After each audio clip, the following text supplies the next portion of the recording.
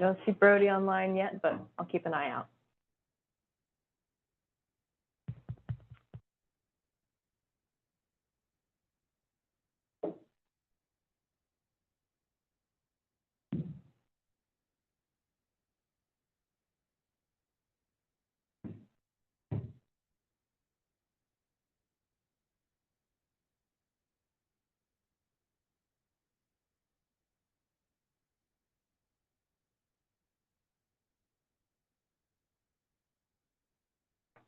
Right. Well, let's bring the Tumwater Tree Board to order for Monday, January 13th, 2025. Go around the room and do roll call. Mike Jackson. Trent Grantham, Alistair Cohn, Brent Chapman. Tanya Nozawa, Jim Sedor.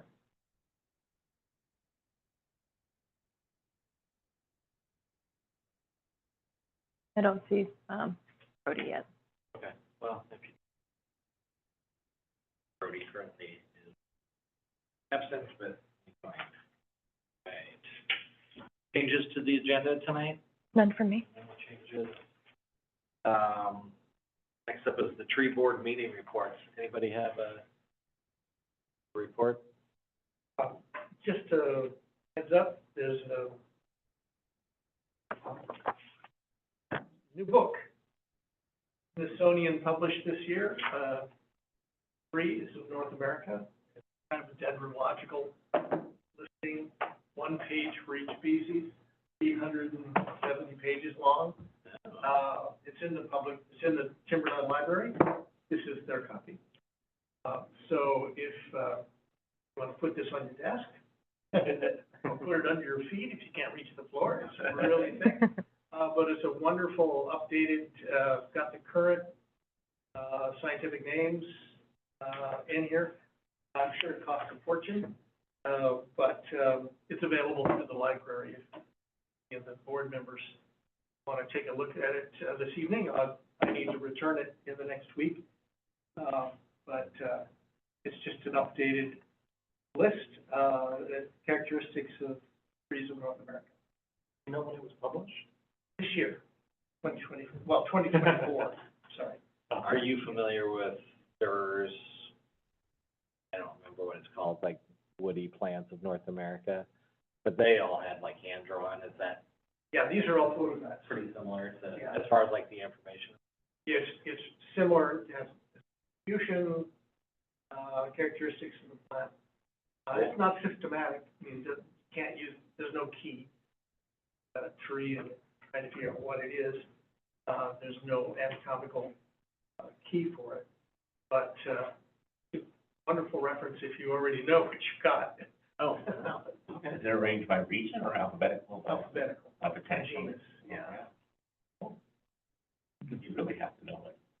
Yeah. Wife said, "What are you doing?" I said, "I'm reading this wonderful book." We'll switch you on it next month. Yeah, I'm about halfway through. That's pretty cool. Okay. Nobody else?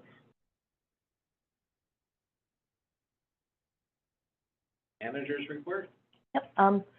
Brody just Hi, all. emailed This me. is- Go Yeah, ahead. this is Brody. Sorry, Zoom muted me. I am here virtually. I apologize for the technical difficulties. Nothing to add so far. Just want to make sure I was captured in the roll call. Thank you, Brody. All right, Brody is online. I have a couple of things to share. The urban forester job is now posted. It's live. We've already received 1 applicant. It went out on Thursday or Friday of last week. I sent it out to all of the Thurston County Urban Forestry Roundtable folks this morning. Tried to put it out on the ISA Pacific Northwest and the National ISA, but as I and the city are not members, we can't share through that means, unfortunately. So if anyone is, please share the posting. Shared it throughout as many local and national forums for it that I could think of. I'm currently waiting on the authority to post on one other job board.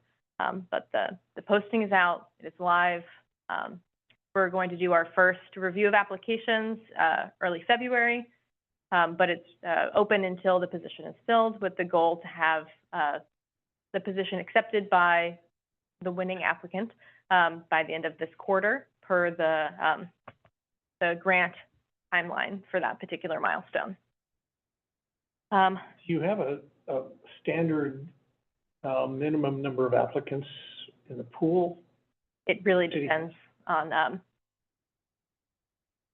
if, I'm glad that we've gotten one.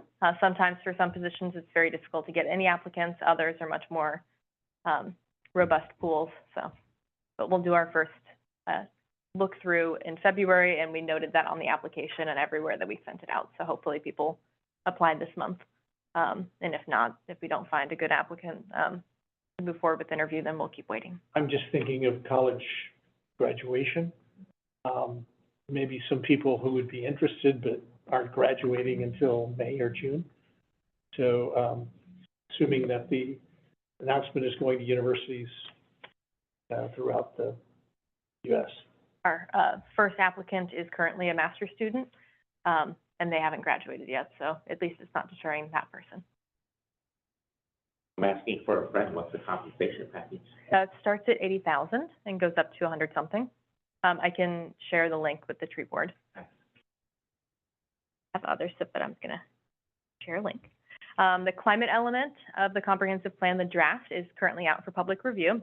There will be ample opportunities outside of this 30-day comment period to continue to be engaged and to give feedback, but this is designated. We're not working on it. We're listening only for 30 days or so. I will actually be at the Planning Commission meeting tomorrow night to talk about the greenhouse gas sub-element. It's a sector, a part of the full climate element. I sent out an email to the tree board maybe the day that the public comment opened. So if you do want to provide comment on one action, all of the actions, that is welcome. I was at the library last week and we literally cut up all of the actions and had one at a time, because it's the actions, the goals, policies, and actions section is 60 pages. Not everyone wants to read 60 pages. So even if you just want to provide comment on one goal section, on one action, if you want to search a word that you're passionate about and just give comments on those, that's welcome. It's not all or nothing, it's anything. So that's open. Please share the word, spread the word with people that you know, friends, family, neighbors. It's tied to the open public forum and they had, I don't know, it's still called the Tyee Convention Center a couple months ago, or is that a different project? This is part of the overall comprehensive plan. We did have an open house at Osho in August. Not sure if that's the same location that you're thinking of. 2 months, 6 months. We've been having lots of open houses. We're working on a planning commission, city council field trip for the transportation element that will take place next month, to look at some problem and also really good spots for different modes of transportation. So the overall comprehensive plan is moving forward. And I encourage you and everybody that might be watching this live or in the recording to get engaged with your comprehensive plan, because that's the 20-year plan for our community, and might as well get involved while we're making the policies rather than later, but any of it's welcome. Just comment, I appreciated you sending a copy to the tree board of the climate plan draft. I started working on it and I'm eager to get back to it. But I'm wondering if there are sections of the climate plan draft that you think that will either impact the tree board directly, or that we should take particular interest in, or make a significant effort to review that section, because it's so large. Yeah, so there's, in the greenhouse gas sub-element, I can't remember off the top of my head if it's goal 7 or 8, but those are related to the mitigation aspects for greenhouse gas emissions of natural-based climate solutions, such as trees and prairies. So I think it's either 7 or 8. And then it's really strewn about in the resilience sub-element, because trees can be so powerful at adapting to a lot of different climate hazards. So I don't have a particular goal section in mind for that. You could search canopy, trees, forestry, and if you want to just provide comments on things related to that, and the word search will show up. But in the resilience sub-element, there's a lot. And trees. it's my understanding that we're not supposed to talk to each other about our comments on the climate plan, or can we? As Yeah. just, That's a good question, and one that I'll ask the city clerk to clarify. Generally, for Open Public Meetings Act, if you have more than two of you on a board talking about board business, more than two, that is considered a quorum, and that is breaking Open Public Meetings Act. So you all can meet one-on-one, but as soon as you include a third person, even if that's in an email, then that is considered a quorum, and it's not an open public meeting, and if you're discussing board business. But the climate element is not something that has been necessarily assigned to you all. Of course, it has shared interests with what the tree board does, and if you would like it to be assigned to you all to review, we can work on that, but then you definitely can't talk to each other outside of a meeting. It's overlapping, climate change overlaps with everything, so almost every board and commission that the city has some intersection with climate. I will ask the city clerk for clarification on that, but just to play it safe in the meantime, you and one other tree board member, that's safe space. Add one more, please don't. Just to be in compliance with all of the Open Public Meetings Act. I'll write that down, so. 3.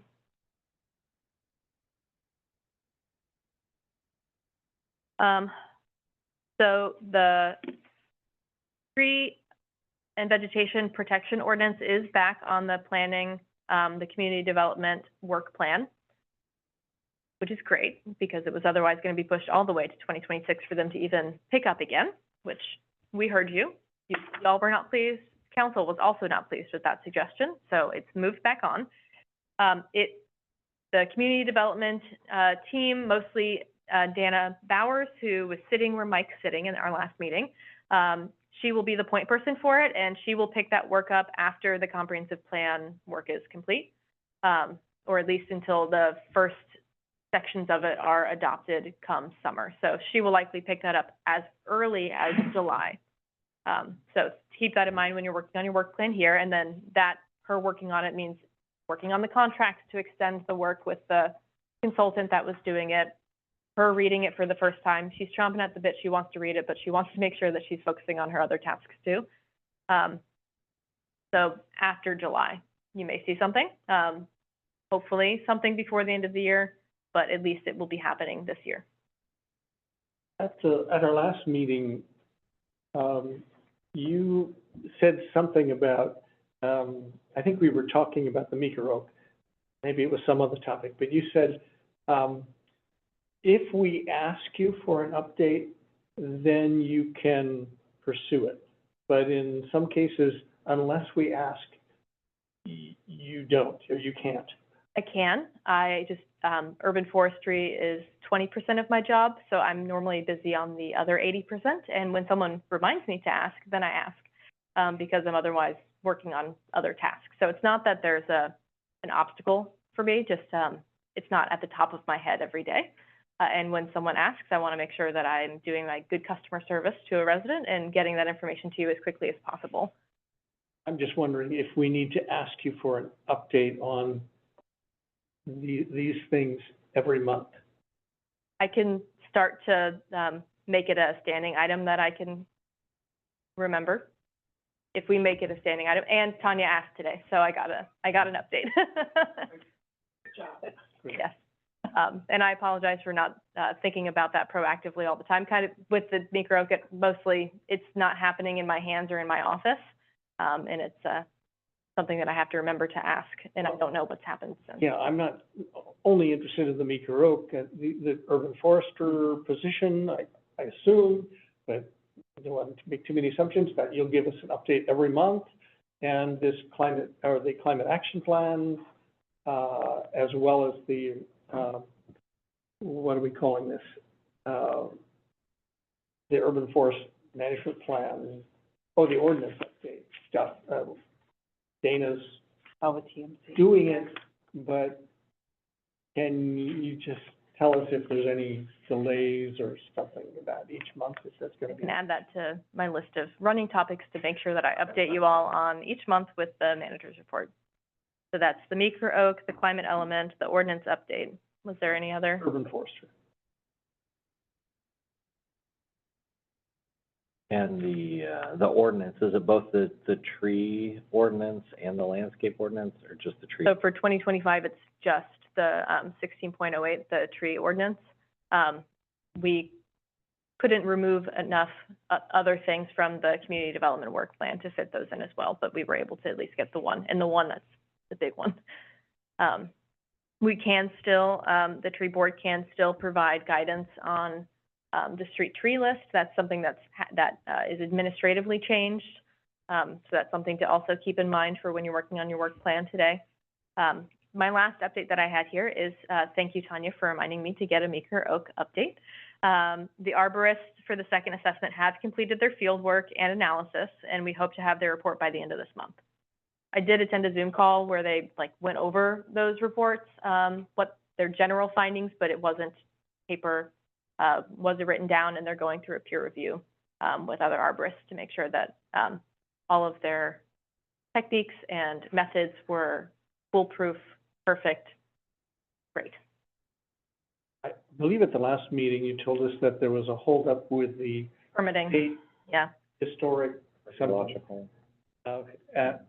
Did that get cleared up? When I asked the update, I haven't gotten one, but I know that they've been in the tree. I don't know if they have probed inside the tree. Although I do know that they did. They had to do that.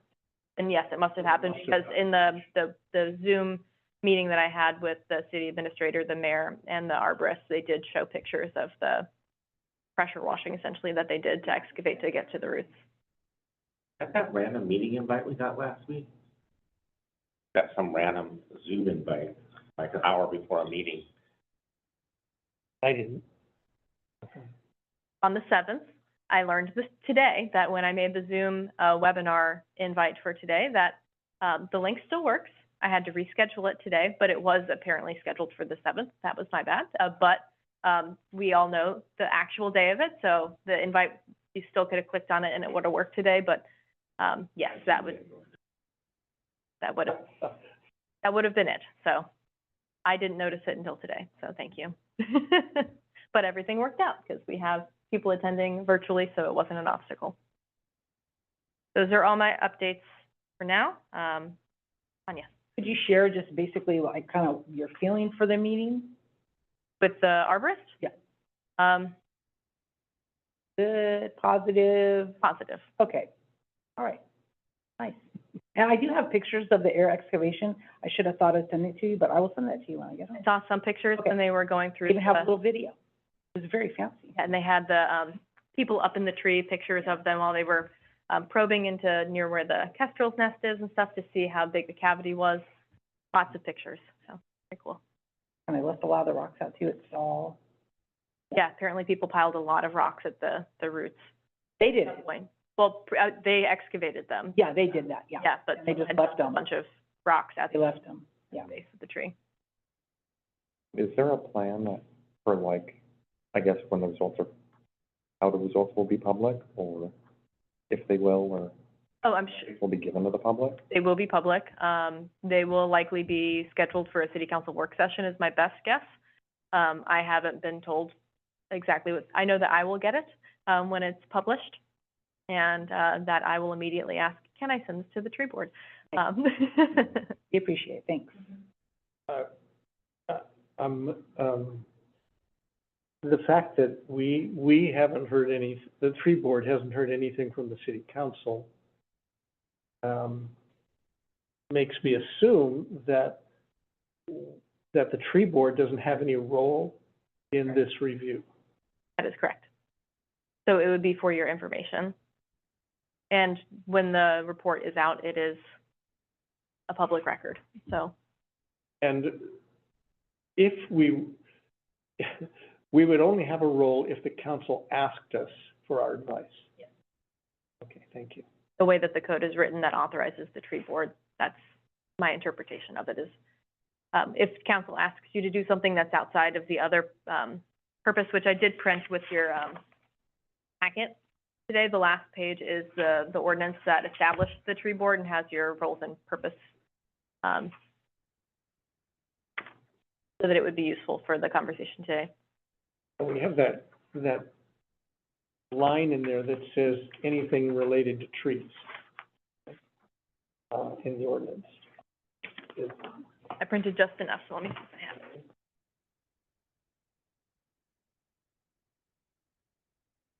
Last page of the packet. And, the tree board shall advise the city council regarding the development, updating, facilitation of a plan and implementation strategy for the advancement, conservation, and care of the urban forests in the city. So that's y'all creating the urban forestry management plan. The tree board will apply its resources to various other projects and tasks that the city council may identify and request assistance. And the tree board will provide a vigorous program to educate and outreach property owners and assist them in urban forestry matters. Those are your powers and duties. Thank you. Doesn't happen. I just grabbed one that didn't have it. Another one over there. That's fine.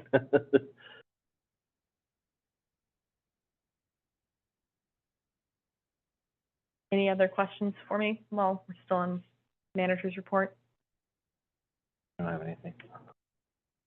Anybody else? No? Okay. We'll move on, public comment?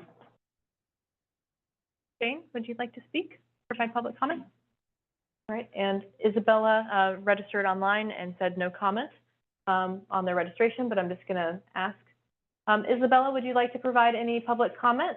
You're able to speak if you'd like to unmute yourself to provide public comment.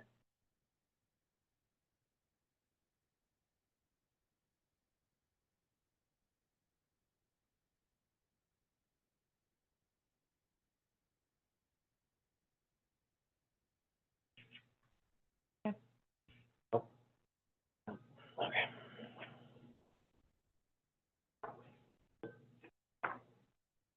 All right, no public comment. Get to brainstorm the tree board 2025 work plan. So I imagine this would be you all primarily having this brainstorm, but I did just want to provide two things that might be useful.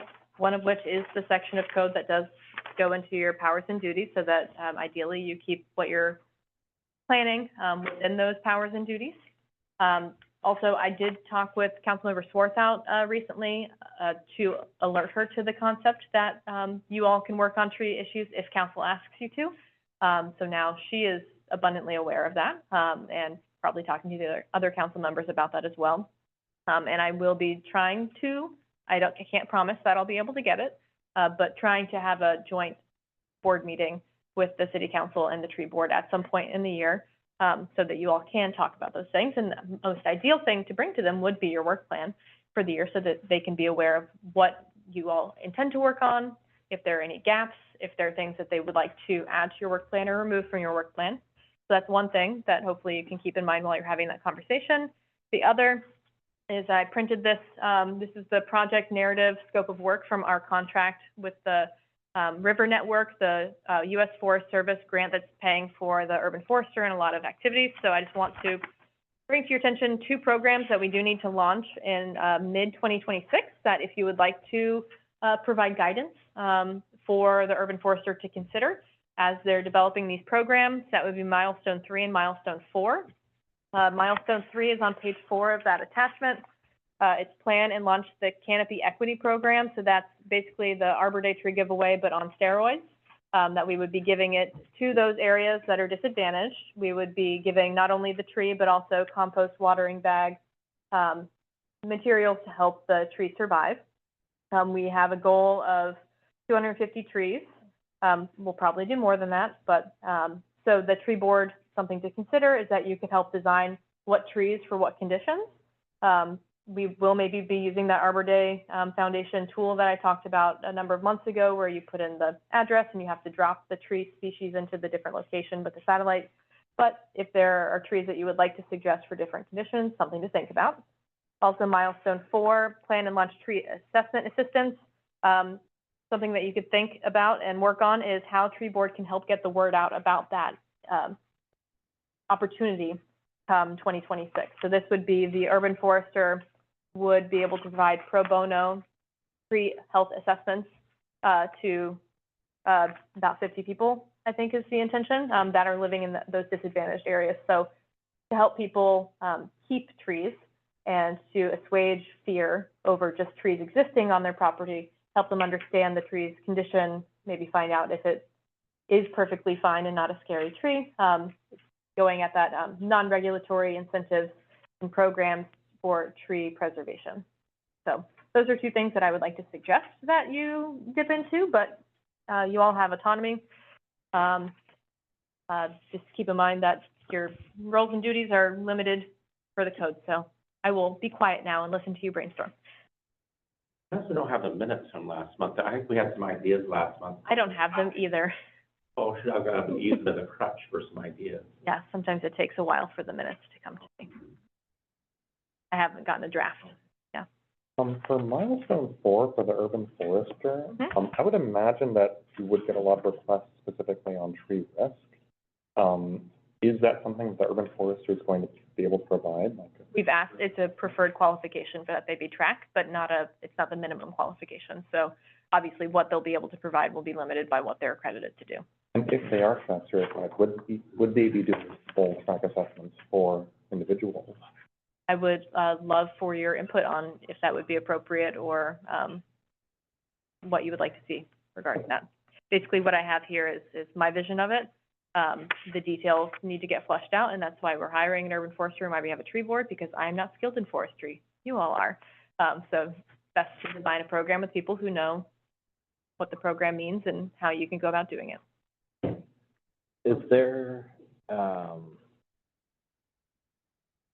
do we have, or do you have like a parcel map that would show these like particular areas to know if you can only do tree health assessment on 50 trees, what if there's 1,000 trees in the area, or somebody has like 10 trees, or Developing if it's first come, first serve, that aspect of the program also needs to be determined. It's taking the staff time from the urban forester, so this isn't a line item that's getting grant funding. It'll be whatever the urban forester can squeeze in.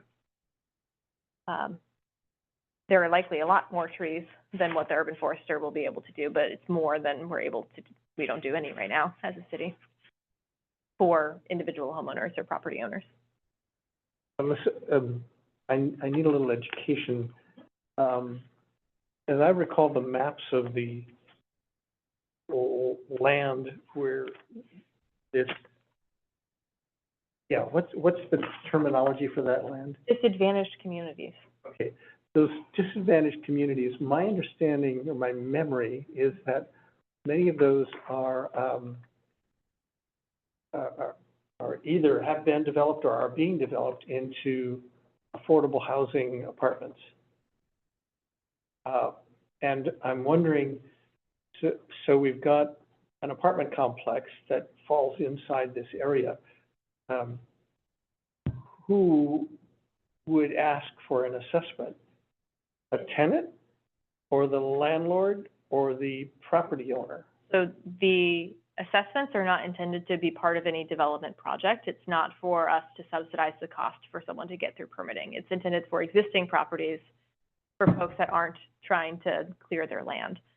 It's for homeowners, property owners, could be a housing trust. Like there's a housing trust property that's down on Lively Street. The housing trust could say, please do an assessment on this tree. And then we would go through the process that needs to be developed for determining, okay, are they in the disadvantaged area?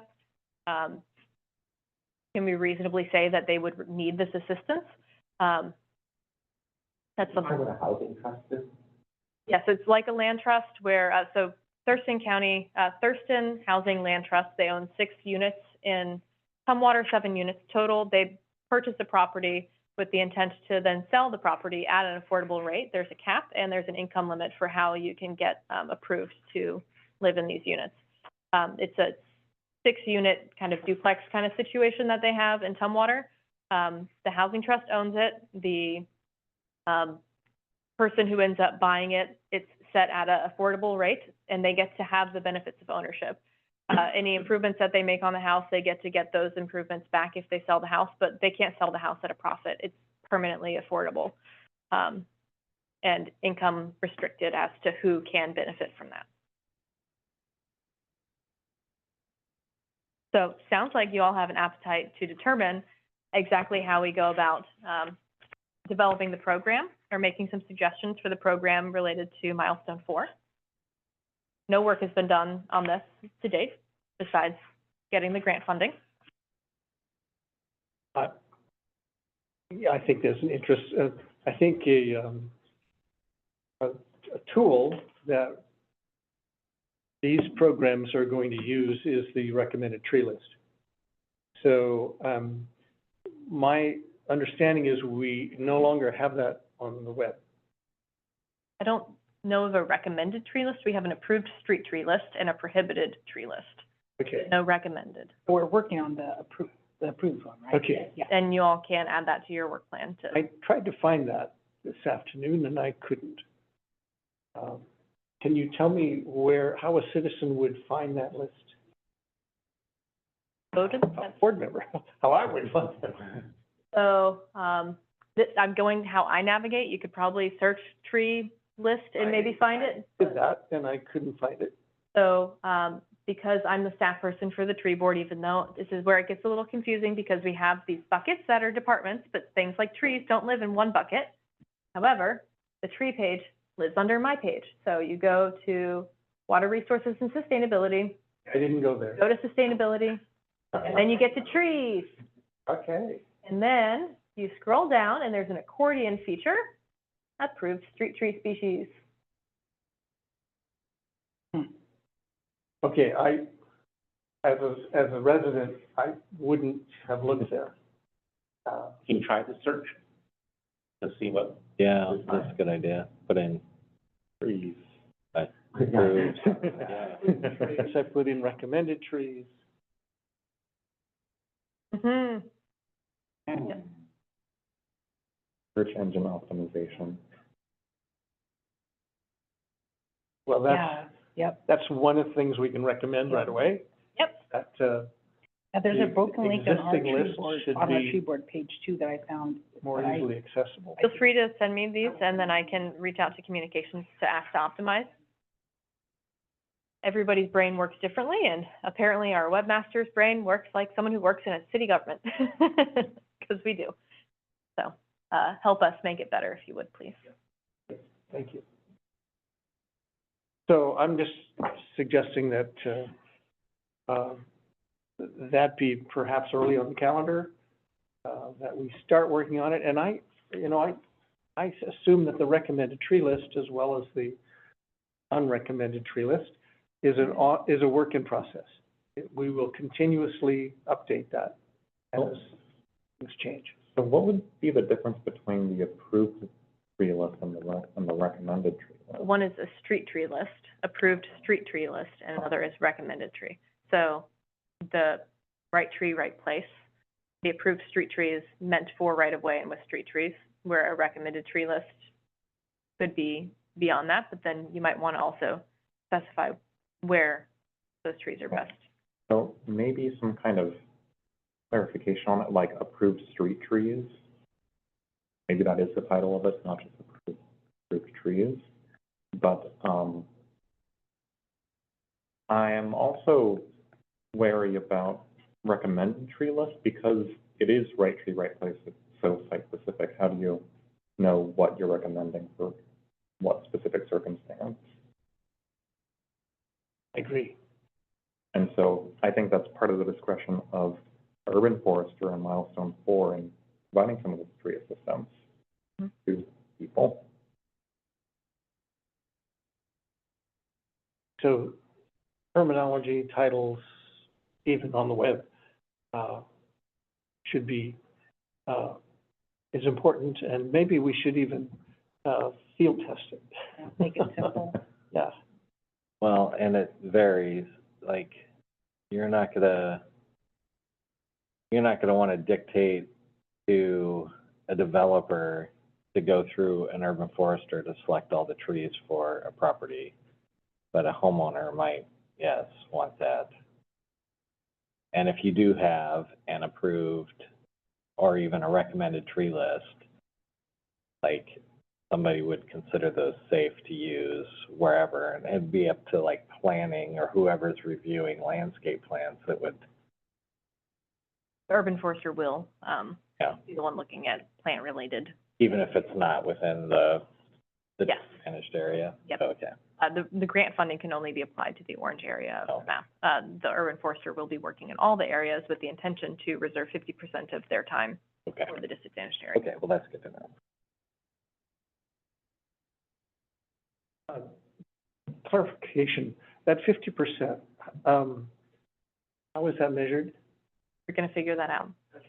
50% of hours, Yeah, it could be monthly hours, it's probably annual hours. They'll be keeping a log, and they'll be tracking their time with their timesheets based on if it's in the disadvantaged areas or not, and logging their hours on a weekly or biweekly basis on, how they're allocating their time. And we'll probably need to, iteratively look at that, and assess, okay, do we need to set more time aside for this activity because we're getting all these permits from one area, or how much the permits actually play into their number of hours. so that wasn't specified by the grant. No, just that we keep a log, and we have, evidence that can be pulled up in an audit to justify, the time spent within the scope of work for the grant and the time spent outside of that, Remind us how many years the grant's funding, 50%? 3 years. So I just wanna, so I feel like I'm especially honed in on milestone 4 because that's most similar to the role that I play with the Conservation District, providing assistance to, more rural-esque, forest landowners. But, so I just have a lot to say about milestone 4. But, do you know how that might play with DNR's, technical assistance that they provide for urban forestry? Because I know that they have, their urban forester who's supposed to be providing kind of similar assistance for landowners. And I'm sure that they're at capacity, given that they're for the whole state. But, Well, that would only be county though, right? Or, this would be city. I know, but I mean, the DNR would only, they wouldn't have jurisdiction in city? They have the urban forestry program, so they don't have jurisdiction, but they can still provide technical assistance. Yeah, they provide advice. Yeah. I would love to have a conversation with you in more depth about this. Doesn't have to be at a tree board meeting, Well, but it can be too. Richard Forrester. Yes. well, and Special- Alex brings up a good point, you know, maybe you and maybe there are other people in county, city, region, state government that have similar responsibilities, and we should learn how to optimize those resources, complement one another. Mhm. Or at least provide a menu for a citizen, here's your 3 options. Mhm. Option or when you can use it. And part of that could be maybe a map tool where they learn, okay, I especially have a higher chance of getting this benefit if I live in this area.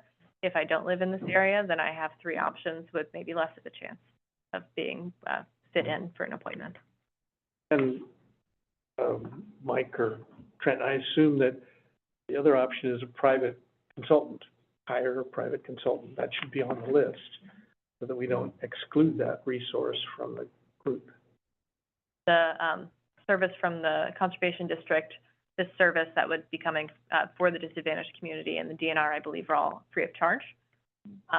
But yes, saying that there is an option that is not free of charge, we'll make sure that that's listed as well. Good point. But we can't suggest businesses specifically. They just, Yes. So I'm not privy to DNR's budget this coming fiscal year. I don't know how their urban forestry program is looking, but in terms of like DNR's urban forestry grants, I would guess that the urban forester might be able to like, I don't know, poll individual residents and gauge community interest in particular, what their needs are, and suggest grant applications through that with their experience with the community.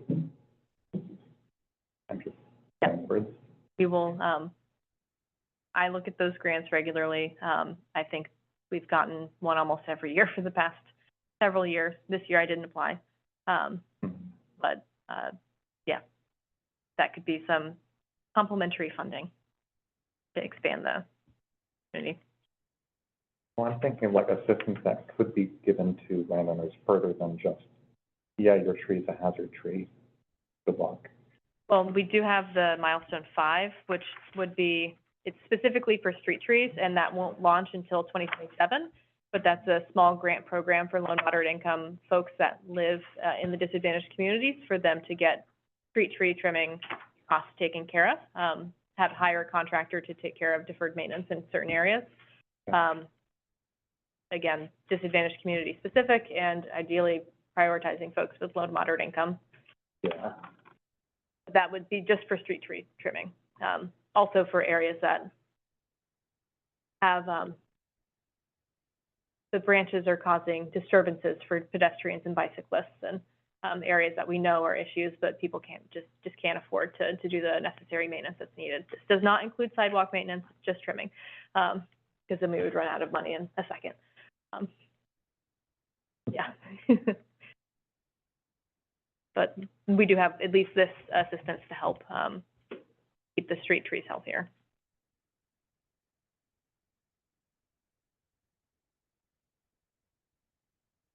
Well, we got 2 of them already. State street tree list, I had that on mine. Well, feel free to suggest where in here you would like it, so that I can put it on the tentative schedule. But Jim, I think it should be at the top of the list. Well, the calendar dictates that we spend time on the Arbor Day. We don't necessarily need an entire meeting to talk about Arbor Day each time. I mean, we got that down. It seems like we could start looking at the tree list as early as February, I think, and maybe just kind of review some of it, and then we can kind of keep that as a maybe running item for a couple meetings.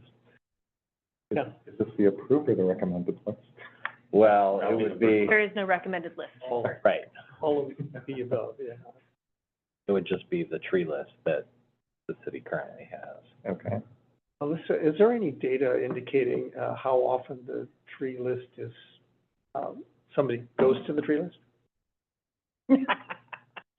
I don't think that there would be, because of the fact that it's an accordion and not a separate page, so it would be how often someone goes to that page.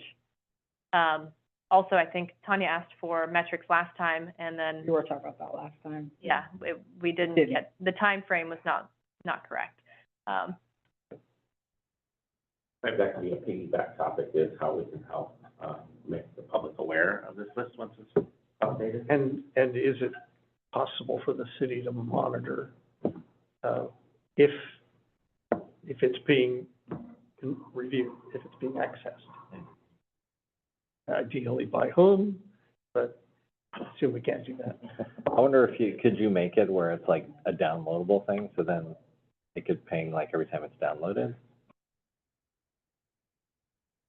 So I would imagine that'd also be something that this urban forester would be handing out on all these visits. Mhm. Yeah, as a homeowner and a person who's worked with my homeowners association and neighbors, when people start asking me questions about, what tree should I plant here, usually associated with that is, who's responsible for this tree? Yeah. I hope that we can, when we talked about a street tree manual, I was picturing something like that, you know, that a homeowner would pick up and say, okay, I've just bought this piece of property and there are trees all over. What am I responsible for, and what is the city responsible for? And how do I find out? So I know our homeowners are meeting this evening, and one of the questions is, well, the city took down a tree in one of our island cul-de-sacs 3 years ago. Who's responsible for putting another tree in there? Should the homeowners association do that, or how do we find out, and all that sort of stuff? I'm wondering if we can have that kind of hyperlinks or references associated with the tree list, whatever the tree list is, that just say, you know, for more information about trees on your property or in your neighborhood or on your street, these are sites you can look at. It's not just about what kind of tree to plant. Yes. That may trigger many other questions. We do have a web policy of what links we're allowed to put on the city website. So we would just need to filter them through that policy, which is basically .gov, a .org, or a contractor that we have a contract with. So say the contract urban forester that we have, that's currently without the urban forester being on staff, we could link to their website with information. But those are we're limited in what we can link to from the website, but .gov and .org, that opens up a lot. .edu would be great, but. You got a good point there, because during the older developments, you know, the old landscape plan for that development probably would be difficult to even come up with. Yes. And the thing is, it's like on the newer developments, you go to that landscape plan that's available, and those are designated street trees. Well, then, hey, if somebody took a tree down, the HOA's usually gotta put it back, if it's a designated street tree. And how does a citizen or HOA find that out? Now, Talking to the urban forester. In the code, if they were to call the city, so for instance, one of our council members had a street tree fall on her house a few years ago during that windstorm. And that, I deal with this council member often, so I was, calling me on my cell phone. And, I saw the tree, noticed us, someone's gonna call me about that. Lo and behold, someone did, so went through the process. The HOA, head of the HOA was immediately in conversation with our city staff about, okay, whose responsibility is it here and there? Because it was a street tree and it had fallen over the sidewalk, our crews came out very quickly to make sure that the right-of-way was clear. So we cut where we needed to, removed out of the sidewalk in the right-of-way, and communicated that to the HOA president. Granted, that's a tree falling, not necessarily a tree removing, but it's not hard to find that. If you call the city, we will direct to the right person to provide that information, and that's either gonna come from our streets crew or from planning, depending on how the tree was disappeared.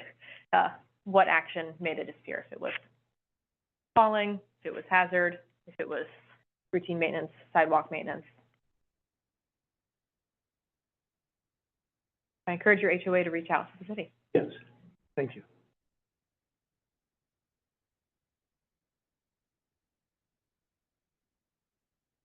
So we're putting street trees? I have street tree, so this is a PDF, so I can't Okay. work on it, but it's written on mine for February. Approved street tree review, #1. So the first time that you will see it. Something to just keep in mind is whenever we do put something in your packet, that makes it public, so, it's already public, people can request it. But, you may get more questions, council might start to get questions, I will definitely get questions if something's in the tree board packet. So just keep in mind. It's a good thing, not a bad thing. Just then it opens up a can of worms, which is fine. To work on it, is what you're saying. Be prepared for me to work on it too. Do we know what day Arbor Day is and what day the, Celebration will be. yeah, or it's like the parks has their clearing Earth Day. event? Yeah, it's normally the Saturday closest to Earth Day, and Earth Day is always December 22nd, or not December, April 22nd. So let's just take a look at the calendar real quick and estimate, and then I can confirm. So it could either be the 19th or the 26th of April. I can make that an action item for myself to confirm with Parks. 19th or 26th. And, don't know if Mike or Alyssa's been involved in purchasing the trees. So does that take 2 months? It doesn't take 2 months, but it is useful for me, especially if we decide that we want a harder to get tree, to give, well, one, I go through a process requesting quotes, so that I can get competitive pricing, and then I need to make the order and make sure that the order can be there in time. Does not take 2 months, but having 2 months makes me stress less. Makes me Well, do less than that, and also opens up our opportunity for different plants that we may not. That means next month we need to decide on which plants. Next month or March? It's in February. Oh, yeah, I have Arbor Day plant selection, so you all can select it, and then I can start the procurement process. and then by the following month, would you have like a list that you would share with us, I guess? Yep, so in here I have March, Arbor Day plant handouts, so those handouts similar to what we did last year.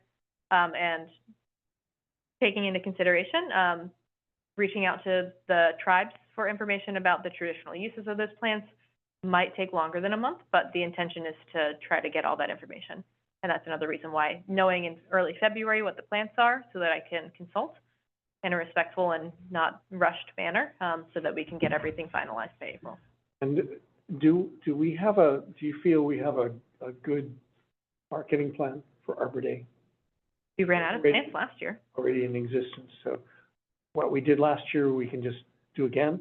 Or do we need to spend some time thinking about marketing Arbor Day? So confident that we'll be able to give out all the plants again before the end of the event this year. It just has to be sunny. I mean, as long as that's planned, Yeah. it should be We fine. won't let it like last year. Yeah. Okay.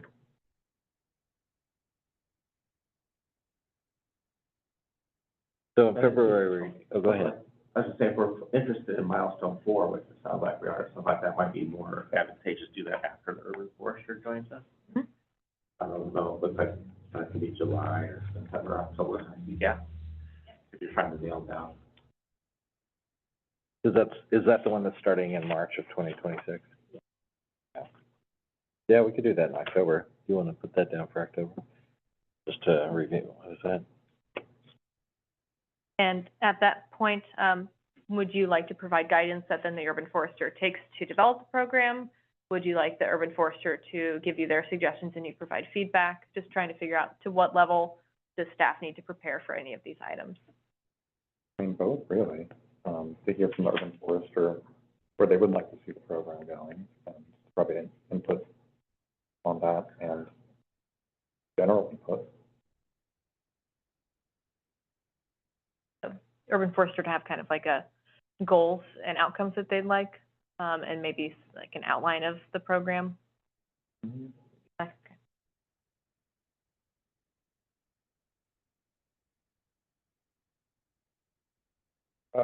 Implementation. Goals, outlines, and implementation, is that? I'm reminded of another annual thing is our term expirations and elections of officers, annual elections. Is that March? March, every year, our terms expire. or- So we'll have our, do we have anybody? Yes, you are expiring, Oh, I am? Okay. and so is Alex. According to what Probably I'm because looking you're at, filling in for somebody else at last. your Oh. term that you filled in for expires in 2025. So I'm hoping that both of you will choose to continue to serve, but, I'm gonna confirm that that's correct. Yeah, where did you get that information? It's on the website right here, but, about 2 hours ago off the web. Oh, well, it must be true then. Well, oh, I I know. don't believe everything I read, or everything is on the web, right? But, actually, Roderick, Yeah, Brody. Brody is also this year. I have a feeling that this information is wrong and it's a new person updating this part of the website, but I'm gonna verify. Well, there's, Tanya and I were last year, Michael and, who else? And Brent are 26. So there's 3 people, there's two, there's 2 of us that expire 1 year, then 2 the next, and then 3 the next. So I think this is the 3-year. I mean, it makes sense for me, it sounds about right, but. So it sounds like there's room, that could be an update next month as well. I know we have several things on February already. That should be a quick update. Maybe part of the manager's report. And then in March, the annual election. Yeah, we'll have elections in March.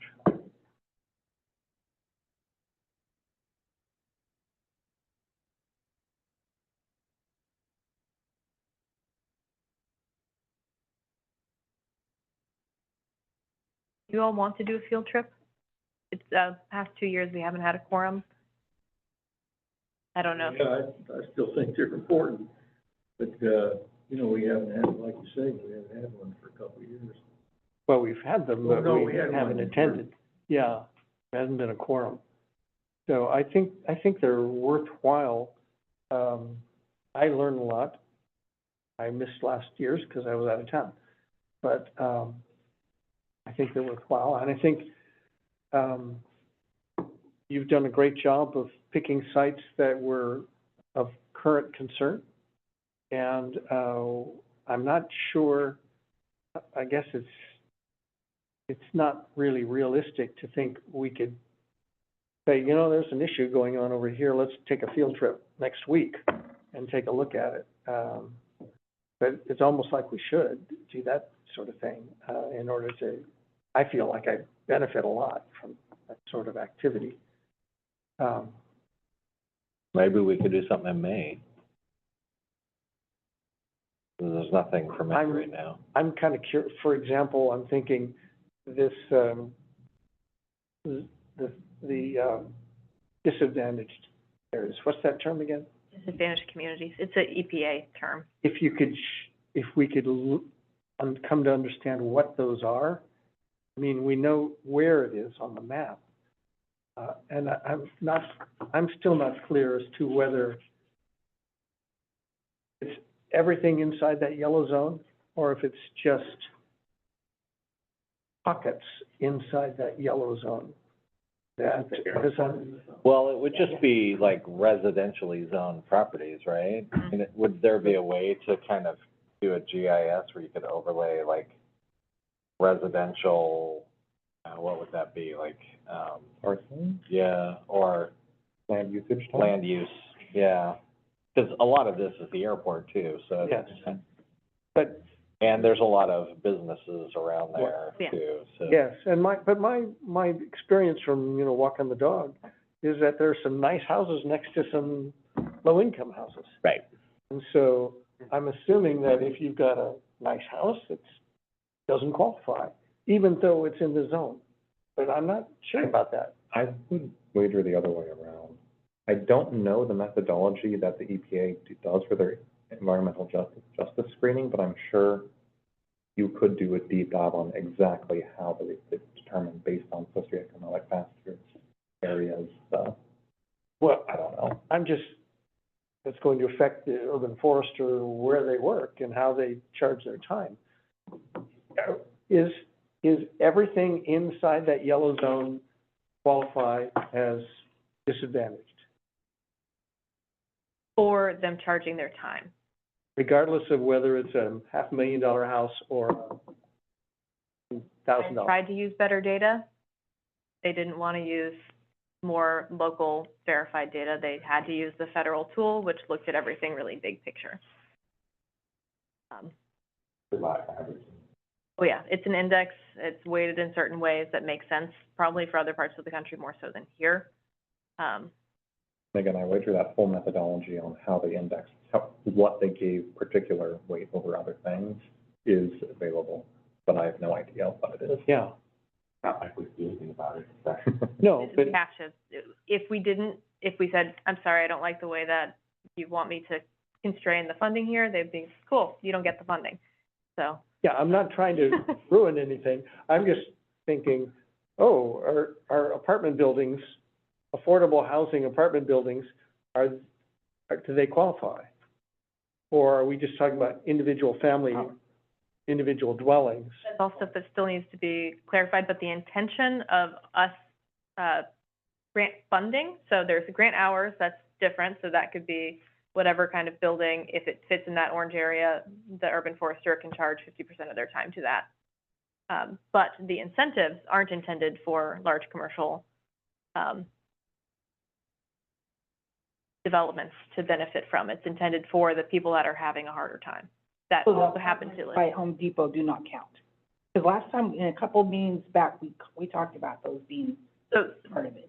if they have, so the way that I'm envisioning it, and again, the urban forester isn't here yet, we're going to learn as we're going about exactly how charging their time works, and how much time they can associate with that. So say that apartment complex puts in a development application and they fit in the orange area of the map.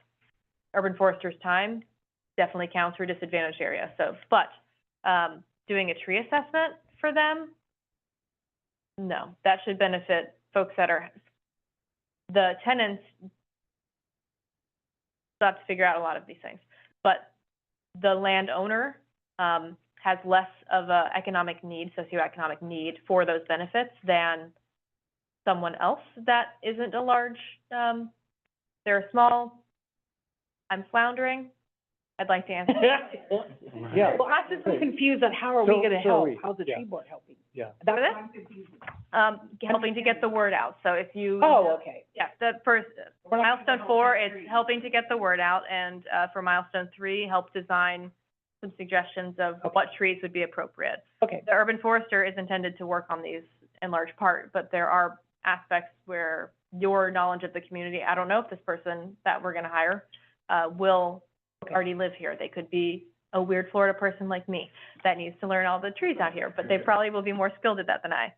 So knowing the community, you all have your roots here, so you're gonna be providing expertise based on your knowledge of our community and the unique tree issues that we have here, to make it so that the programs roll out better to begin with. And they're not me floundering and trying to come up with, how do I weigh the needs of a tenant in a large multi-corporation owned apartment building versus someone in a mobile home, on an acre of property. And we'll be Exactly. navigating exactly how, the intention is for it to benefit people who need it the most. And geographically and within those orange areas. Yeah, thinking about the, like, apartment is kind of tricky, but at least for an individual tenant, there's only so much say that they have on, individual trees. My inclination would be to have urban forester recommend to them that if you're concerned about this tree, you should discuss it with your landlord and let them know that, the city has this option for additional assistance, if you want to go that route, so that it would be the apartment owner would be the one putting the request, not the tenant. For anything with tenants, generally, we have to get landowner approval, Yeah. similar to with heritage trees. If it's a tenant that lives there, we need to get landowner approval, to classify something as a heritage tree, or even to start down that path. Well, it's just like the point that Jim brought up, like the apartments. You know, you've got the open space out there, and is what we run into once in a while, is that the open space is not being used really like what it was supposed to be used for. And so if some apartment dweller or tenant had a gripe about that, we could at least approach the city. City could at least go out and take a look at it and decide whether they want to get involved in it or not. Because then you at least have the responsibility pushed on to somebody instead of just letting it go. Right. Is the open space I thought that was a county We're talking in the city. Have it. Okay. Within the Okay. Yeah, I mean, there's open space in the county projects too, but Uh-huh. it's hard Okay, that is enough, so you gotta specific. stay in the city. Yeah. Uh-huh. Back to the calendar, last year, Melissa, I think you did a great job of inviting some of the city staff to come and talk with us, to educate us about parks and public, works and that sort of thing. I hope that's gonna be on the calendar again this year. Andy, if you tell me, if you want to hear the same people about the same topics, again, I didn't imagine so. So, if there's a particular, issue that intersects with trees, like, our streets crew, our streets group, Eldon, who is like the best tree person, and not the best tree, there are many good tree people, I talk to him the most about trees. He deals with the street trees. He's the field crew supervisor for the streets crew that works the street trees. Like, I could invite Eldon.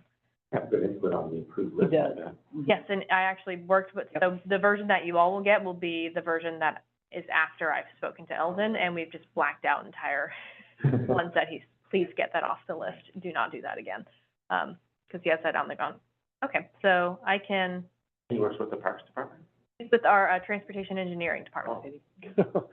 So that's where, you know, we don't even know where these people are, and they, like you say, there's no, trees are everywhere. I mean, they're in every department of the city, and so kind of work on this is great. So I will add on here to invite Eldon to talk about street trees and sidewalks. Yeah, I mean, it's just an update. A similar issue that we've talked on and off again is the city tree inventory. And how is that maintained? And if, I would appreciate, I think there's a problem. There is, and you're probably not gonna get a satisfying report from staff until the urban forester is on board, because, we did the inventory. I updated based on the volunteers, and we have not been able to integrate it with our systems at all. As well as the ongoing, every day, you're taking down trees and Yep. sometimes you're planting new ones. Very Is that, frustrating. yeah. So, and we talked about, I mean, we talked about an annual, review of the inventory.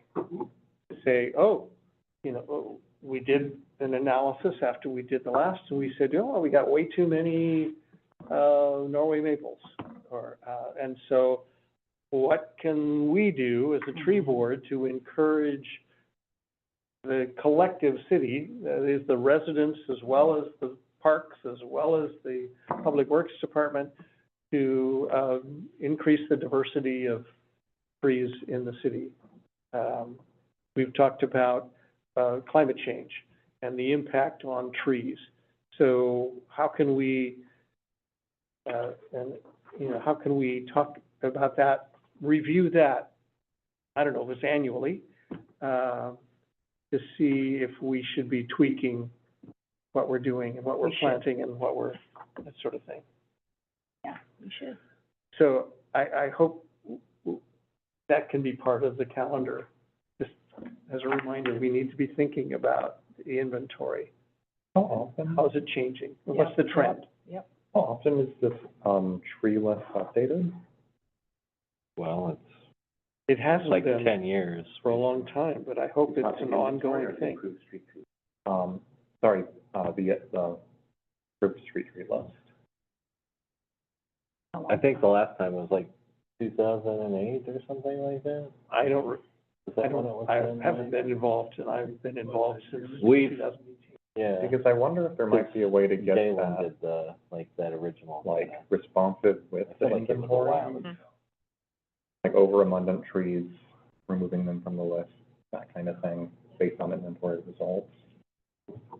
I think a lot of that was part of was part of the urban forestry update. They added a bunch of trees and removed some too. But, yeah, we're supposed to update it though every so often due to the urban forestry, right? I think there's an actual, So, there's the 5-year schedule for the canopy assessment, which is coming due for next year, and we have allocated budget to do the canopy assessment citywide. So that's something that we can add on here, probably closer to the end of the year, just in case. Good idea. So maybe September. Okay.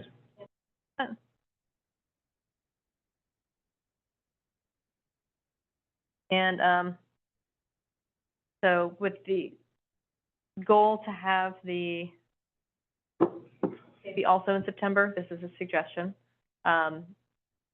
Once the urban forester is on board, I have a 90-day plan for them to get everything put together for themselves, to get acclimated with the city, as well as create their work plan based on where we are with the urban forestry management plan.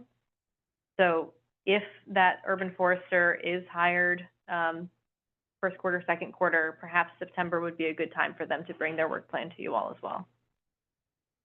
So we could do canopy assessment update and urban forester work plan. Do we meet with city council on our, do we put a month for that? Good, yeah, we need to put that in here. Might I suggest that we switch the field trip focus on disadvantaged communities in May, July, and maybe see if we can get on the May, or all at least, because I think that they're in recess either July or August, so just trying to get somewhere around there. I think it'd be neat just to have, have a conversation with them, discussion, and see where they're at and what they expect from us. They may have big plans that we can help with. I don't know if there's room for anything else, but I did remember a topic from last month that did show up in the minutes. So I think the report on how much money was available in the city tree fund, but I think we're a little perplexed, or I am anyway, on opportunities to use that money appropriately. So I don't know if that could be a topic to, maybe, and it might be an appropriate staff member, in addition to yourself, that can help guide us, where can we plant trees in the city of Olympia, utilizing these funds. Well, we can't plant them in the city of Olympia. Not in City of Olympia. There's my professional brain engaging. I deal with it every day. Yeah. Well, yeah, we could also maybe in the next month or the month after that, maybe we can suggest planting a tree somewhere for Arbor Day. I think, I'm still a little fuzzy on where we're allowed. Is this only for street trees? No. And also. Well, it's public property, right? City-owned property? City-owned Yeah. properties. And the, The parks department might have ideas. I'm sure they do, but they probably want to maintain their existing trees more so than plant more. Yeah. They have a backlog. So that's what we need help with, is where's the best place for it, considering many variables. And the tree fund cannot be used for maintenance. So part of the 16.08, the tree and vegetation protection ordinance that we should make sure to stick in here somewhere towards the end of the year, includes what's authorized spending of the tree fund. So right now, it's just plants. You can only buy trees. You can't do irrigation, you can't do So maybe compost, we you can can't do look ma- at that as part of the ordinance.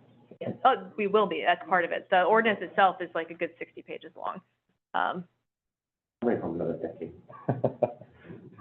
That's why we haven't been, because we can't actually, we don't have funding to support the tree planting. We have the money for the tree planting, but then irrigating it, Yeah. which we could also time it well so we don't have to irrigate as much, but then there may be other site prep requirements and.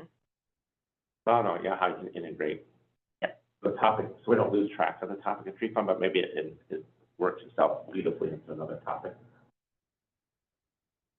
Well, it would be nice if we could at least plant a tree along Second or wherever, where those trees were cut down, I don't know, 20 years ago.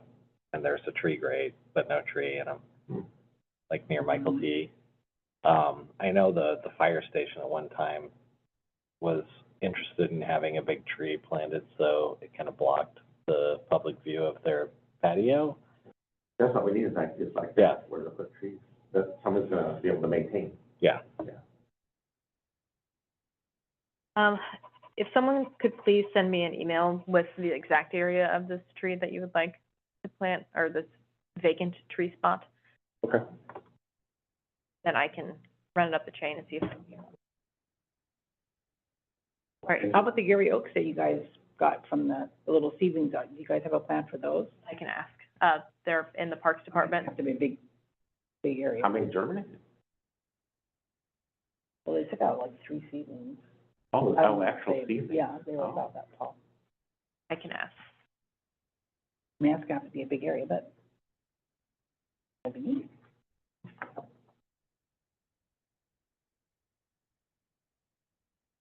Okay. That's still all of it. Oh, no. Yep.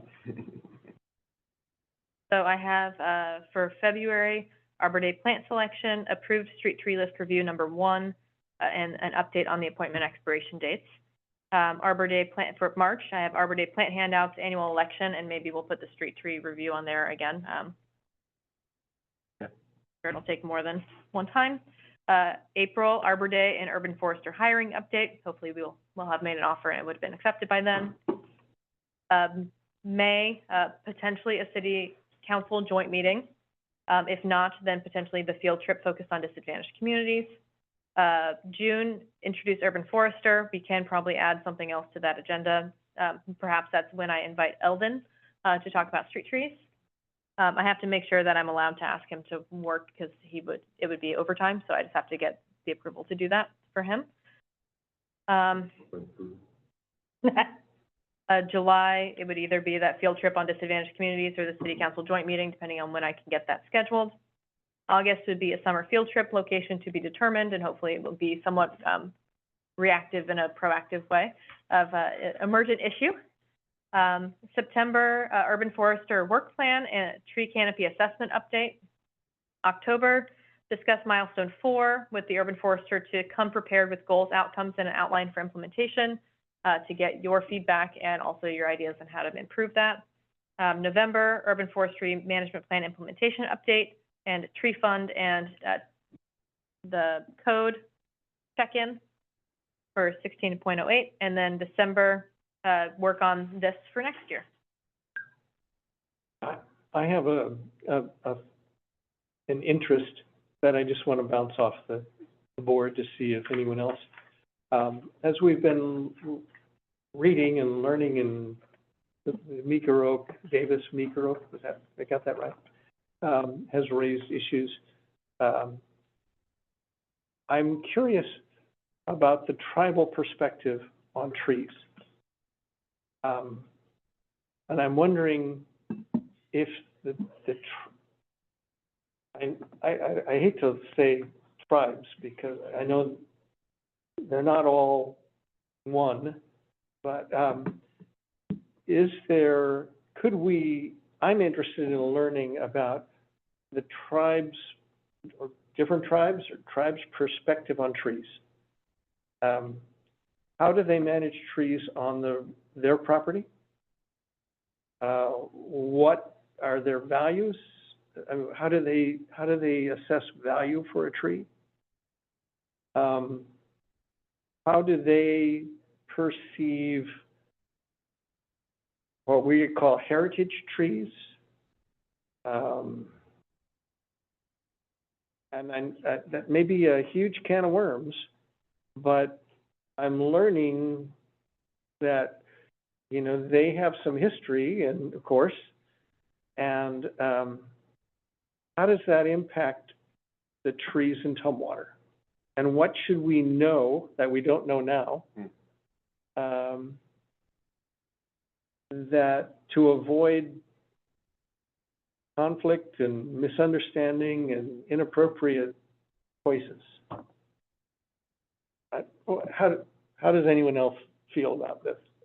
Well, I know the Chehalis tribe hired a forester not too long ago, who was at the last, what was that? Forestry roundtable. Yeah, I wonder if he might have any interest in speaking. Yeah, because the Chehalis tribe does manage the forest land, right at the border of Dixon County. Be interesting to get his perspective. And I, you know, I feel like I have a pretty good understanding about forest land. I'm a forester. But what about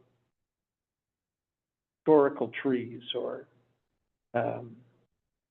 you know, not just the economics of logging and a renewable resource, but their history and what should we know so that the next time there's a significant tree in our community, or in our Tumwater Falls, I mean, that's historical park. And these are sites that are historical to the state, not just to the city. And what do I need to know? I guess I'm asking to broaden my understanding. But what you work with this all the time. I mean, Like, I don't know. I would know. I mean, I know, I went to the EDC, which is the Economic Development Council meeting that they had in Thurston County last month, and the tribe always has like a big presence there, and they talked about development and stuff like that. And there was a lot of,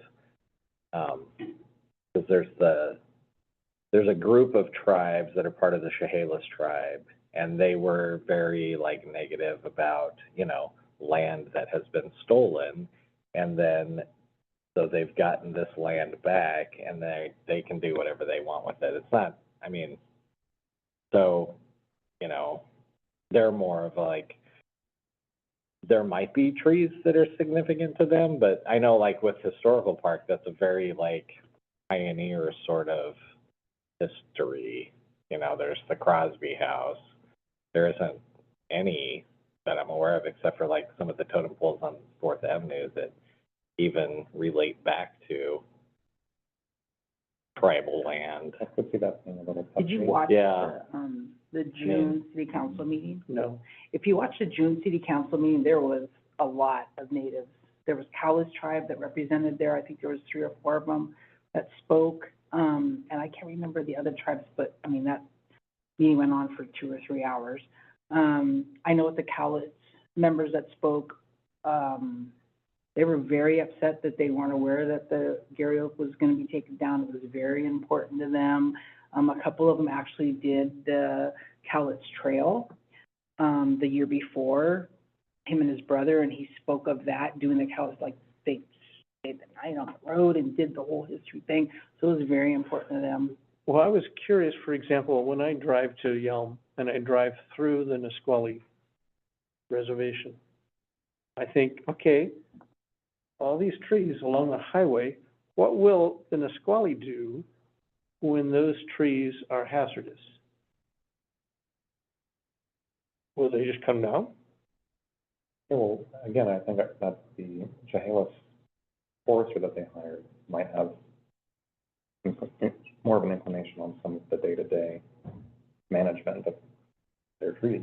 Yeah, I mean, I'd like to know if the tribes have a plan for how to deal with hazard trees in the, I don't know if can you call it public right-of-way that's going through the reservation? I mean, probably is considered, especially if it's DOT. That stretch that you're going through is something that's in their plan. Because they wanna, you know, their long-term thing is to move that whole power line over to the other side. I didn't know that. So but hey, it's been in the plan for 3 or 4 years. Because, you know, the federal government's involved in there too. I might be wrong, but on the flip side, are they exempt from our tree planting requirements? Like, I heard like of the development on 93rd, which is tribally owned, they didn't have to follow the tree planting. Oh, no, They don't have to follow our stormwater either. They don't have to. It's sovereign land. It's, Yeah, they have, yeah. They So it do. kind of goes, sometimes, you know, it can go both ways. let me make a suggestion regarding, reaching out to tribes, just because there is because we are a government agency and Yes. we are a lower Yes. level government than they are. There is a proper protocol to follow where our highest elected official, the mayor, should reach out to their highest elected official, the chairperson, to ask if they would even be open to these conversations. So something that would be very helpful would be to really determine the confines of this. Is it that we want to learn about how they manage trees? And we would reach out to the 3 main tribes that had traditional lands and spaces, custom places here in Tumwater. So that would be Nisqually, Chehalis, and Squaxin Island tribe, but we can expand that to be also the Cowles tribe, given their interest. Yeah, So we could talk about the impacts of colonization on forestry and forest relationships. We could talk about how they deal with forest issues, how we interact as 2 different governments with properties on the same area. We want to talk about historic trees. If we want to talk about ethnobotany, there's lots of different things to talk about. But if we could clarify, we could keep it open, and then whatever the responsive tribal elected officials want to talk about, we could leave it open. That would be, I think, potentially the most respectful thing to do, or to have an idea. But the way that we've if we were to schedule this, it would have to start with the mayor contacting their chairperson to start having the conversation. So it would likely take a little while. Also, the Nisqually tribe has a carbon market, and they do interesting stuff with carbon in forests. So that's another interesting thing that we could learn about as well. But it's not appropriate for me to reach out to staff to ask them to do that directly. We have to go elected to elected. I feel like it might be more respectful to have specific ideas of what, like you were saying, what we want to talk about, because keeping it more open-ended puts work on them. What do they want us to be talking about? Like, having a clear picture of what we would like to know and not making it be more work for them. I agree. I'm wondering if we could talk about this next month, after thinking about it for a month. I appreciate what you're sharing, Alyssa, that there's a protocol for even approaching them. I didn't know. And all of us here have different experiences with years and years of tribal interactions. So I think, is that something we want to tackle this year, or do we want to wait? Seems like our agenda respectfully is maybe full. Maybe we have a placeholder for early next year. How do you feel about that? Great. Something as. But just do more as research last this year month, I to thought, get yeah. ourselves better positioned. But Yeah. it's good to approach the idea early. On the topic of respect, I want to bring up, I feel a little weird about the field trip to disadvantaged communities. I don't want it to be, it feels weird, almost like gawking at lower income neighborhoods. And I wonder if there's a way to do it more respectfully, like if there's a particular community that would welcome us, or a particular, like, public, I don't know, group that would welcome. Yeah. Well, one thing, you know, we could, part of that field trip could be the, development off of 72nd, which is, I think, in this yellow spot. Anderson. They've So got, the Habitat, yeah, the Telson Homes project. the Habitat Homes. I mean, it's just an area to see how, small area, because that had some awful big trees on it, and they're all gone.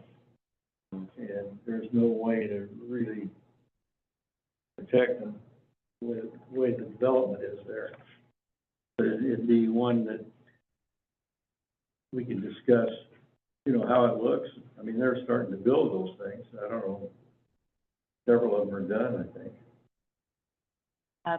Perhaps something that would be less gawking also, and I wrote that down, and I can reach out to Habitat for Humanity that has that project to look into it more. But would the tree board be open to, instead of gawking, maybe doing some door knocking to ask what they would want from task milestone 2 and milestone 3, what would be most useful, to make sure that what I've assumed is accurate. We could cold call, we could door knock. Are there Tumwater owned properties within there? Like, are there any park space or open space that we could maybe review those instead of like people's properties and just see if there's any issues within? Likely, gets to the root of what are we trying to do with providing a positive disproportionate benefit to people in those communities, because we could easily just put trees in a park, but if that doesn't improve the quality of life for the people, or to, there's a case that was in my brain a lot with this. In the city of Lake Worth in Florida, they did a big tree planting campaign, right-of-way trees, street trees, in a large, low-income, mostly immigrant neighborhood. And they were like, cool, it's hot here. We planted these trees. It's wonderful. By the way, you have to maintain them all. And they took away all of your parking. And now they're gonna put all these things, like debris on your trees, and ultimately the people hated it. They really hated the trees being there. They don't hate trees, but they were just done in such a way that was not in communication with the community that, made it so that ultimately they removed all of those trees because they were, so stupidly put in. So maybe that's why I'm suggesting door knocking, to maybe start having conversations with folks, that we may be engaging, to make sure that what we mean well to do will end up well. It's really well taken with the art. I just think maybe you should check with other people in the city about that strategy. I know we're allowed to door knock. Oh, But can I make a recommendation or ask a question? Please. Sorry, you guys, can you still hear me okay? Yes. Yes, yeah. Okay, I've got some experience with this, from my day job, and, when approaching, underprivileged communities in this way, I've found that it's best to meet them where they're at. And so I'm wondering if there's an opportunity here to, figure out if there's existing community type meetings happening in those neighborhoods or in those development areas, and then we join their existing meeting with their approval and invite, of course, but instead of asking them to do more by them coming to our space or answering our question at their door, we just get on an already existing meeting agenda and be there to listen and ask the questions of how we can best serve their community while they're already convened. Yeah, I wonder if there are any like HOA type organizations within that EPA. That's what I was thinking, yeah. community.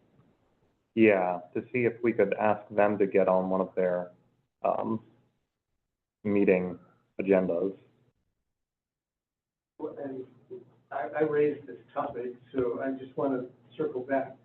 My intent was not to become operational, and I'm assuming the urban forester will do exactly that, will build networks and start meeting with whatever existing groups are within the designated area.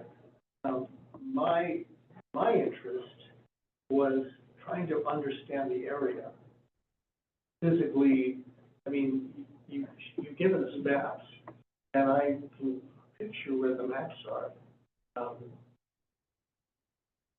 But I'm just a little confused as to why, maybe I need to understand the statistics of as to how this was chosen and not that. And I have an idea. I don't know if I would be able to get this, but I could reach out to the EPA EJ Screen folks that created the map to talk about the map with us. Or perhaps they have videos that we can watch and then I bet they would be discuss. open to it as part of a grantee, like being able to further explain that to the grantee. Have the EPA discuss their methodologies and how they go about collecting and weighing certain factors over others. Because I guarantee you could find this information online, but it is going to be so jargony and so dense and basically incomprehensible. That sound like a good in-between? With the assumption that the urban forester will do this on the ground work with the HOA or the manufactured home parks or whoever is in those areas? I think so. Part of my confusion is, I'm not clear whether this is a socioeconomic designation or a biological, environmental tree canopy designation. I think it's a All of them. big hodgepodge of everything. So somehow they're putting together the tree canopy work that we've done Not what we've done, what the feds have access to. with the socioeconomic information that they have and said, these are places that are both socioeconomically disadvantaged and have a low canopy. Mm-hmm. Is that correct? Mm-hmm. It is a pretty complex model, but they do offer is considered in how the model is developed on their webpage. So I would encourage you to start there, see if that helps. But you're right, it is pretty complex and obfuscated at first look. Yeah, I mean, I'll say even as a technical expert, understanding particular models, it's much, much easier to have someone walk you through it. Well, and We do maybe get- that, the urban forester can do that a year from now. I think we can even ask River Network, and they have a specific technical advice, arm, Anthropocene something, I forget the total name, but, to provide technical assistance to us in understanding, and they deal with the grants that require this. So if not EPA, I believe that we'll be able to get someone to plain talk this complicated model to us, and And the other piece of that, and maybe you can just tell me this, or, what is the tree boards? How does this impact the tree board? Is that any of our business? Or is it significant? Yeah, it's our business to Well, I think if, slant our work too for this section of the city of Tumwater. Well, I think the whole idea is that, like, poor, disadvantaged communities have a tendency to have less trees and, you know, aren't as nice, right? That's kind of the whole thing. the legacy of redlining and Yeah. other, institutional systemic racism has made it so that there's less green space left in these areas. But that's not to say also that the disadvantaged area map from EJ Screen is where those areas are, because it's a federal level tool. They don't know our community like we know our community. There could be very disadvantaged places in our city that are in the blue area and not in the orange, because they're just not looking at those exact data points that are specific to us. I think it's great for the people to be discussing this as for the city of Tumwater residents, understanding where this money is going and how these things were determined. Exactly. See here, Tree Board will provide a vigorous program to educate and outreach property owners in a system and urban forestry manner. This is educating and outreaching community members, they don't have to be property owners, about how our program is funded and how it is designed and how it's intended to benefit. So sounds like maybe somewhere on our calendar periodically, I don't know, annually, every biannual, we should discuss, are we serving the disadvantaged community? Is the Tumwater Tree Program adequately serving the disadvantaged community of Tumwater? To do that, we would need to define disadvantaged community, in addition to how the EPA in this grant defines disadvantaged community. So we'd have to be able to navigate our more local ground truth definition, which we would definitely want to bring in additional folks and organizations to help us craft that, and then how we do the grant reporting and make sure that we can navigate the two things that are different but the same. Is that the urban forester's job?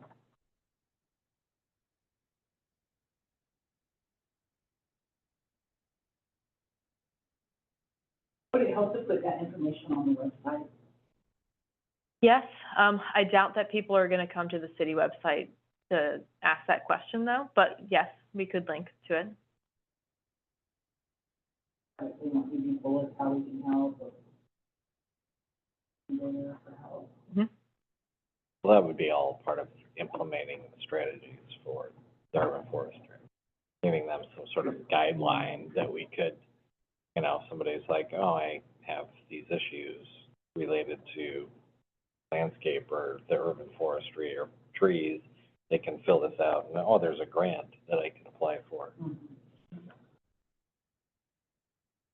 Normally when people interact with the website, it's, like, what am I required to do? What do I need from the city? It's very city specific.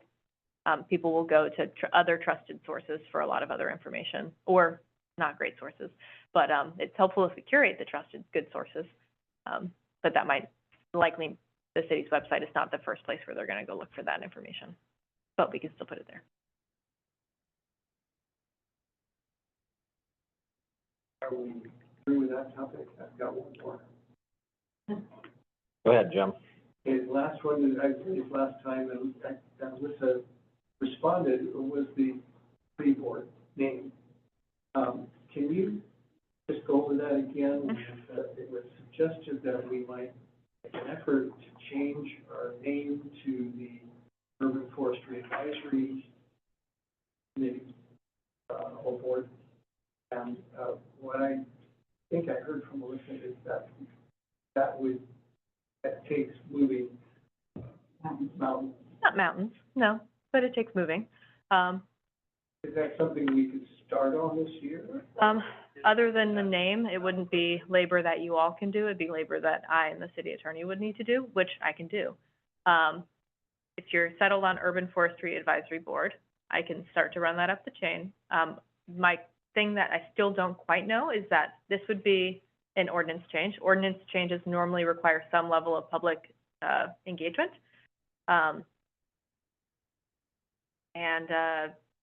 Not sure if that would open up this, if that would result in this being more than just the name change, and it would be a much larger change, if that's associated with all of a sudden all of the other boards and commissions changing their, it's fine, we can approach it. Just letting you know, it might be opening a can of worms, which is fine. I can open cans of worms. I worm compost. I'm good with it. But just know that, it could be a little easy thing. It could be a cascading thing, just to be ready for what comes. And are we beyond the point of public discussion on the urban forest management plan, or can this just be incorporated into the follow-up on the urban forest management plan? We would want to be specific in what we're engaging folks about, and it would be specifically on what changes do they want to see in this. These are the changes that we want to see. Do you have any comments? And it could just be that it's on a city council agenda and we have public comment available and someone comes or someone doesn't come, and then it's official. But if you want me to start moving forward with it, and I did start the conversation, but now I can officially draft something and send it to the city attorney and route it for approval, if that's the Forestry Advisory Board. We have to set a motion for that. That'd be helpful. I think it's timely as we're creating the urban forest management plan. I mean, yeah, I mean, tree board seems kind of vague and broad. We're not broad enough. Yeah, or too broad, I don't know, yeah, okay. Well, I'll make a motion to look into changing the name of the tree board to the Urban Forestry Advisory Board. We get to advise more with that. Yeah. Is that, Easy, 300 bullet points. do we want to be more closely tied to the urban forest management advisory board? Well, I mean, that would probably be under the whatever Leave out management. code. Yeah, I mean, because we're not really managing it. Urban forest. Urban Forestry Board or Advisory Board. Okay, I think, Brett, you originally came up with that name. Is that okay? Use that, use that. It's all about the acronym. Sad. You gotta make sure the acronym is not something you don't want to have out there in public. Yeah. You should be bound then, Yeah, read that. Forest Advisory Board. Yeah, it's fabulous. Did, I heard a motion? Did there a second? all those in favor? Aye. Aye. Opposed? Brody, are you an aye or a nay? You're not there? Brody might be gone now. Okay, well, Oh, Brody's still there. Oh. Brody, somehow you lost access to speaking, but now you have it back. Would you like to say aye or nay in this motion?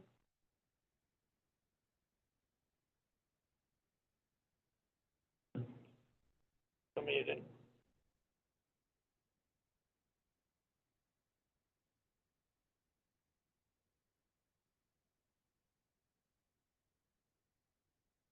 Brody abstains. Motion carries. I'm sorry, I'm having some technical issues. There. Are you in support of the motion, you heard it? Yes, aye. In support. All right, I will chase that, and hopefully that can be easy and not an issue. If not, you'll hear about it in my report. Great. And if it's a huge issue, then I hope you'll bring that to the board next month, and we'll decide whether to proceed or not.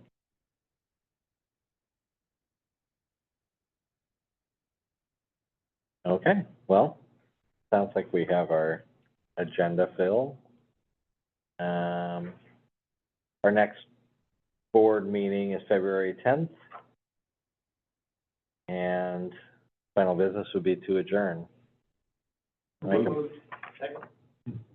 All in favor? Aye. All right. Aye.